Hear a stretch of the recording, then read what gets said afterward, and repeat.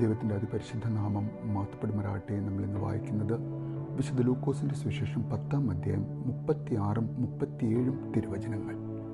കവർച്ചക്കാരുടെ കയ്യിൽപ്പെട്ട ആ മനുഷ്യനെ ഈ മൂവരിൽ ആരാണ് അയൽക്കാരനായി വർത്തിച്ചത്? അവനോട് കരുണ കാണിച്ചവനെന്ന് ആ നിയമജ്ഞൻ പറഞ്ഞു. യേശു പറഞ്ഞു, നീയും പോയി അതുപോലെ ചെയ്യുക. പരിശുദ്ധ തൃത്യേക ദൈവത്തിന് സ്തുതി. ഒരു നല്ല സന്ദേശം മനുഷ്യരാശിക്ക് മുഴുവനായി തന്ന യേശുവിൻ്റെ ഒരു ഉപമയുടെ അവസാനം ആ കഥ പറയുവാൻ ഇടവന്ന ചോദ്യത്തിനുടമയായ നിയമജ്ഞനോട് യേശു ചോദിക്കുന്ന ഒരു ചോദ്യം, കവർച്ചക്കാരുടെ കയ്യിൽപ്പെട്ട മനുഷ്യന് ഈ മൂവരിൽ ആരാണ് അയൽക്കാരനായി വർത്തിച്ചത് എന്ന ചോദ്യം. ഒരു സംശയത്തിനും ഇട നൽകാതെ ആ നിയമജ്ഞൻ മറുപടി കൊടുക്കുകയാണ്, ആ വീണുകിടന്ന മനുഷ്യനോട് കരുണ പ്രവർത്തിച്ചവൻ എന്ന്. ആ ഉത്തരത്തിന് യേശുവിന് അന്ന് ആ നിയമജ്ഞനോടും ഇന്ന് നാം ഓരോരുത്തരോടും ഒരേ മറുപടിയേ ഉണ്ടാവുകയുള്ളൂ. എന്താണ് ആ മറുപടി? നീയും പോയി അതുപോലെ ചെയ്യുക എന്ന മറുപടി. മുറിവേറ്റ് കിടന്ന സ്വന്തം സമുദായത്തിൽ യഹൂദ മതത്തിൽപ്പെട്ട മനുഷ്യനോട് ഒരു പക്ഷേ സഹതാപമുണ്ടായിരുന്നിരിക്കാം ആ പുരോഹിതനും ലേവിനും. എന്നാൽ അവർക്ക് ആരാധനയായിരുന്നു പ്രാധാന്യം.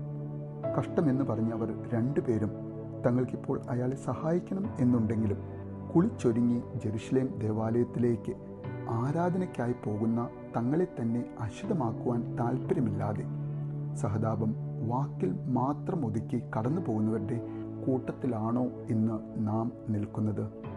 സഹതാപം വാക്കിലൂടെ മാത്രം പറഞ്ഞൊതുക്കാതെ പ്രവൃത്തികളിലൂടെ പ്രായോഗികമാക്കുന്നവരുടെ കൂട്ടത്തിലാണോ നാം?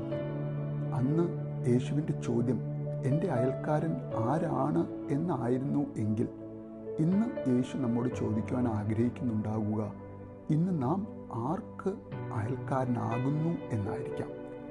കാരണം യേശുവിനറിയണം, നമ്മുടെ കരുണ കൊണ്ടും നമ്മുടെ പ്രവൃത്തികൾ കൊണ്ടും സഹായം ആവശ്യമായവനെ കണ്ടിട്ട് കടന്നു പോകുന്നവരാകാതെ ജാതിയോ മതമോ ബന്ധമോ എന്തിനധികം പരിചയമോ നോക്കാതെ സമയവും സമ്പത്തും സഹായം ആവശ്യമുള്ള ഒരു അന്യനായി ചെലവാക്കുന്നവനാണോ നീ?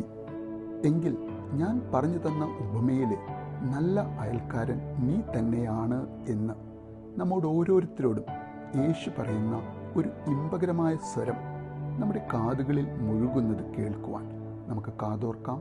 നല്ലൊരു ദിവസം നേരുന്നു.